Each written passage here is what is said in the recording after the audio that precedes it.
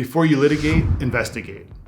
Post-claim pre-litigation investigations are a key piece in fighting fraud and getting a full picture of what your subject or claimant is up to. Hi, I'm Tim Santoni. I've been a private investigator for over 20 years. I have worked and supervised thousands of cases involving insurance claims and fraud. My experience working with top insurance carriers, TPAs, and defense counsel have allowed me to gather a ton of data points that we use to optimize success. A pre-litigation investigation can include many elements. I want to go over several that we typically include when doing our pre-surveillance and pre-litigation investigations.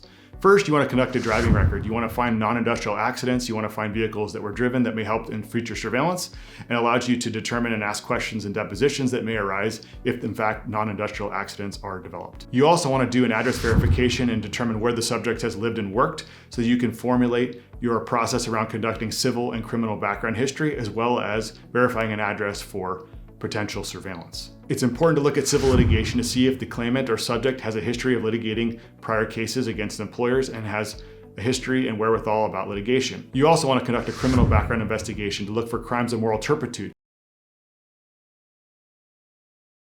to know before litigation is filed. It never hurts to look for workers' compensation claims through EDEX searches in California. You can find litigated claims and find evidence that the subject or claimant hasn't been involved in prior accidents or injuries where there could be subpoenaed and information to be obtained. If you have the budget, an ISO claim search looking for all insurance claims across property, casualty, auto, and in workers' comp is also a search that's recommended. A search for professional licenses can be important if you're looking to find out if the subject has the capacity to work, run their own business, or the wherewithal to develop income outside of work that they may be doing for your employer or your insured. You also want to look for business ownership and affiliations to see if the subject or claimant has any ownership or affiliations with businesses where they could be working, which leads to follow-up investigation work down the road. And then of course, conducting a search of social media is a very quick and easy way to get a snapshot of habits and activities across the major platforms. Remember, you can only look for publicly available information. However, habits and information before, during, and after the time of the loss are important to document and preserve before they're taken down. And this information can be also useful in your workup to conducting surveillance. Thanks so much for tuning into this video. If you found it helpful, please feel free to share it with people in your network. And if you have any questions, please let me know.